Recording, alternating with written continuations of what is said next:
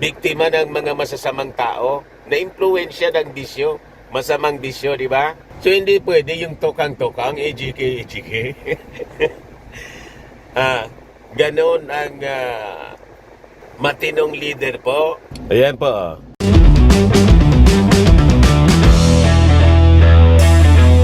Ano niya, Mr. Maravillas, nangyari sa video mo kanina? Bakit biglang nawala, na-delete? Yun nga po, mga kababayan, kaya gawa na lang tayo ng bagong video. Di sino niya, Mr. Maravillas, ang salarin? Kung susundan natin yung logic ng mga minions ni Maudix pa, pwede nating isisi sa kanila. Diba? Yung mga Facebook accounts kasi ng mga DDS, nanga-restrict, nanga-delete. Tinuro ba naman yung ating Pangulong? Tira niya, Mr. Maravillas, di ba nakabalik na rin? Nakabalik nga. Pero hindi man sila nagsorry sa ating Pangulong Bongbong Marcos na wala man pala kinalaman. Di ba? Kaya si TP po nag-react tuloy ngayon. Ayan po sabi ni Thinking Pinoy, magdi-deactivate ng sariling page, isisisi sa CIA at kalawakan. Tapos i-reactivate. Sira na nga talaga ang ulo. Gun girl nga.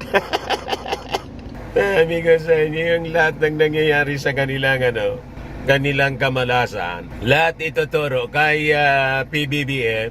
But anyway, hindi man tayo katulad nila. Joke ko man lang po yung pinost ko. Pang-asar lang naman. Ayan po yung na-delete na video ko kanina. Kaya sabi ko dyan, deleted ang video ko ngayon.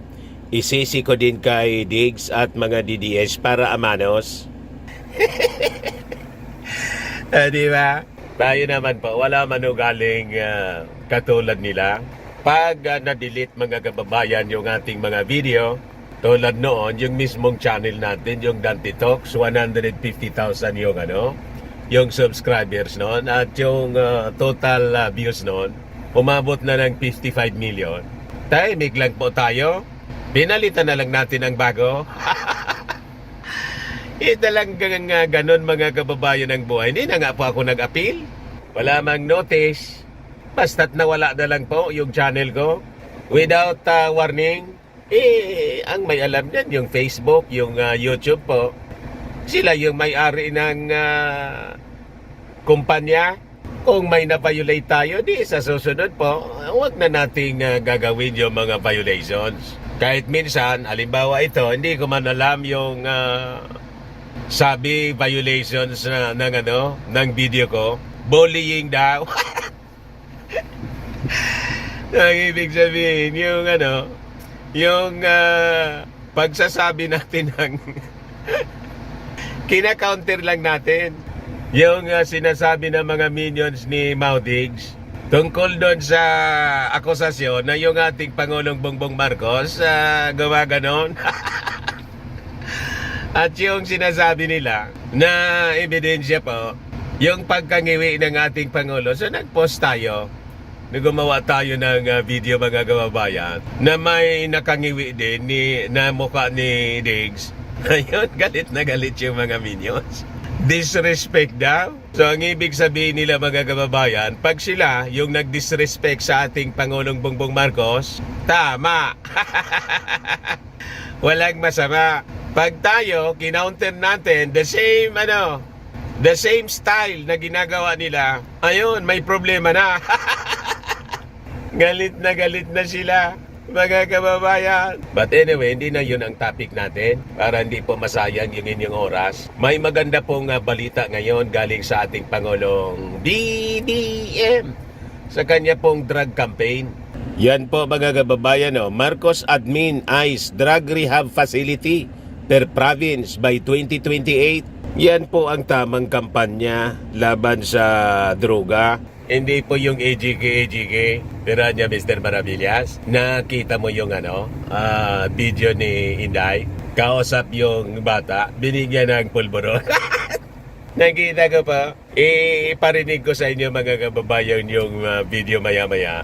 Parang nagpapasaring po, mga kababayan. Para niya Mr. Maravillas, nakioso na rin, nakisabay na doon sa mga intriga laban sa ating Pangulong Bongbong Marcos. Malamang po.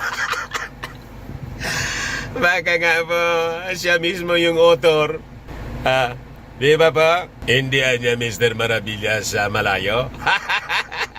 But before ko mga kababayan ibigay sa inyo yung full story, click subscribe muna dito sa ating YouTube channel and hit the notification bell para lagi po kayong updated sa mga kaganapan dito sa ating bansa. Like and share na rin po ninyo ng ating video at wag na rin po ninyo na skip yung ating mga commercial ads para tuloy-tuloy lang ang pag-unlad ng bagong Pilipinas. Sa mga naghanap pala ng malinis and spacious fitness gym, punta lang po kayo sa aming Colossal Fitness Gym. We also offer grab car rental with our brand new 2023 model ng Toyota Innova. Nandito po tayo sa ating Toyota Innova. Ayan pa. We also offer grab car rental with our brand new 2023 model ng Toyota Innova and also accept booking for those who are planning to travel via PAL and Cebu Pacific and bills payment for Meralco bills, PLDT, etc. Ang Colossal Fitness Gym ay matatagpuan po sa second floor at third floor pala ng Security Bank Building, Landco Business Park, Legazpi City, Albay. For inquiries, look for Jilon Maravillas. Contact number 0966-802-0949.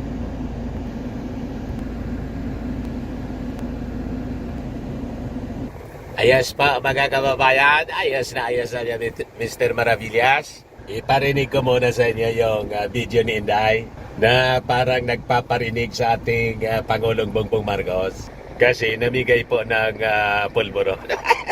Ayan pa, BP Inday, Sara namigay ng pulburon. Malamangan niya Mr. Maravillas, tama ang duda mo na may basbas.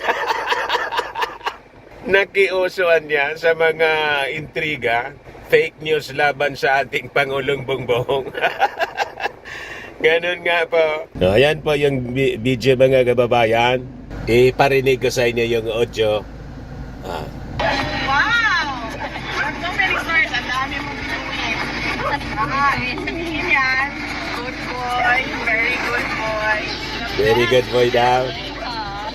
Pangalan ni teacher. Tingnan ninyo mga kababayan. Sabihin yan. Good boy. Very Good boy daw. The best student. Pangalan ni teacher. Teacher Ben. Sabihin mo kay Teacher Ben na Ayan pa. Ben, sabi mo kay Teacher Ben na nagkausap tayo. Nagsabi mo sa iyo, congratulations dahil ang dami mo stars.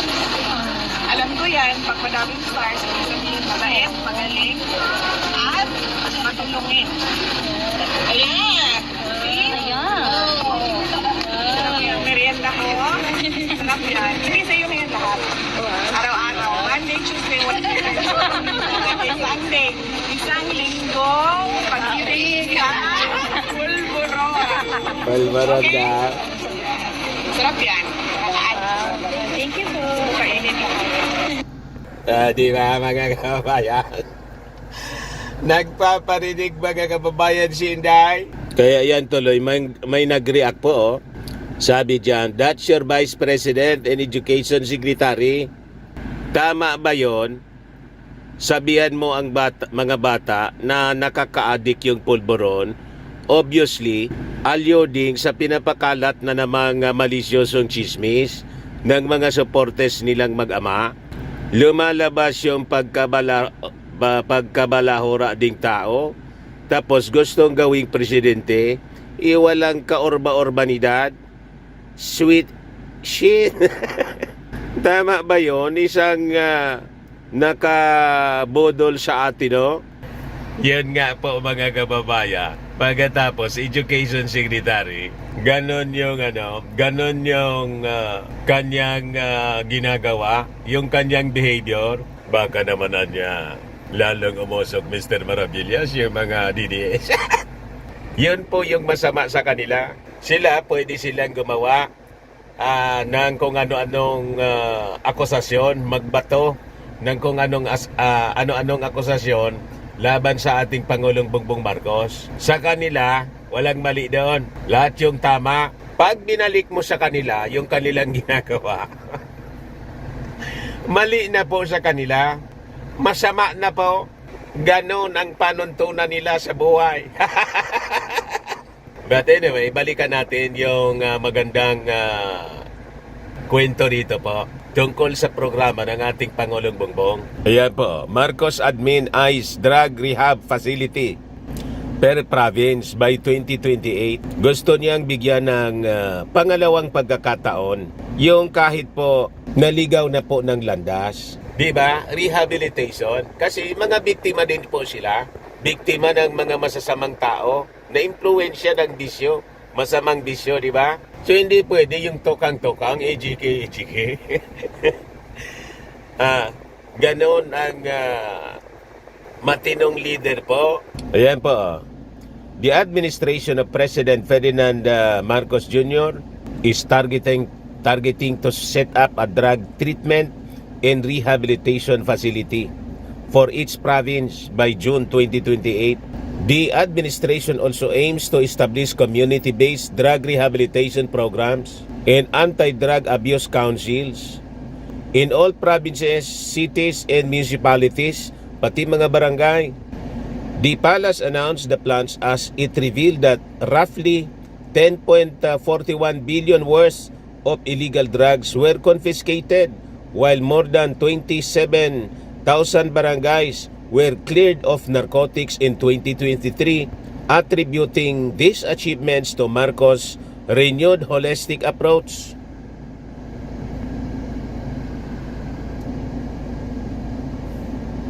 Against illegal drugs. Kaya yung mga kwento po ng mga DDS na napabayaan yung war on drugs, fake news po. Hindi man totoo. Imagine, 10.41 billion worth ng illegal drugs ang nasamsam just last year ng administrasyong BBM. O, di ba? Walang tokang po, walang EJK, hindi man po yun kailangan. Kaya talagang kailangan nang pumasok yung ICC. Kasi maling-mali po yung previous administration, yung ginawa. So pwede nating labanan ang droga sa tamang pamamaraan. At ito po yung tamang pamamaraan. So sabi dyan, moving forward, the administration targets by June 2028 to reduce the target listed drug personalities by 10% of the annual target list and establish CBDERPs and ADACs in all provinces, cities, municipalities, and barangays. Sabi po ng PCO. The PCO cited a report from the Philippine National Police that 23 provinces, 447 municipalities, and 43 cities have established CBDRPs, while 5 provinces, 1,160 towns, and 30 cities have ADACs as of 2023. O, di ba napakaganda yung ginagawa ng ating Pangulong Bongbong? It also said that the Philippine Drug Enforcement Agency has trained local government units on anti-illegal drug advocacy and rehabilitation campaign programs. Marcos previously said, the illegal drug problem is a mental health issue, emphasizing the importance of rehabilitation. Ganun po, hindi yung EJK, tukang-tukang. So sabi rito, his approach to illegal drug menace differed from the method of his predecessor, former President Rodrigo Duterte, whose bloody war on drugs prompted an investigation from the International Criminal Court amid allegations of massive human rights abuses. Kaya sinisisi ninyo yung ating Pangulong Bongbong Marcos sa pagpasok ng ICC or possible na pag-open ng ating gobyerno sa pagbalik sa ICC. Yung may kagagawan po ng kanilang problema, siya man lang. O, di ba? Mali yung pamamaraan. Tapos ituturo ninyo yung administrasyon, yung gumawa ng kamalian po kayo. Tapos galit na galit yung mga DDS. Ang totoo niyan, kayo yung kumuha ng martilyo na inihampas ninyo sa inyong ulo. Di ba? Sisi kayo ng sisi sa kung sino-sino. Turo kayo ng turo. Pati yung pagka-delete ng inyong mga Facebook accounts, ituturo ninyo yung ating Pangulong Bongbong. Ako nga ngayon lang, na-delete yung YouTube video ko. Wala akong sinisisi, kundi sarili ko. May na-violate daw ako eh. O di, in-review ko uli yung, pinareview ko sa anak ko, yung community guidelines ng YouTube para hindi ko na maulit. Ganun lang po. Tapos ngayon, nakabalik na yung kanyang Facebook account. Hindi man lang mag-sorry. Ginastify pa. Talagang mga ugali ng mga taong ito. Walang pagsisisi. Kaya kung sa langit po, walang kaligtasan. Ang requirement po ng kaligtasan sa langit ay mangagsisi kayo. Ganon, kaya ako, wala akong sinisisi sarili ko. Sabi ko, na-overlook ko. Na-delete yung video ko, mga kababayan kanina. Palitan ko na lang ng bago. Ayan man lang po mga kababayan. Ako po si Dante Maravillas. Bye-bye. God bless.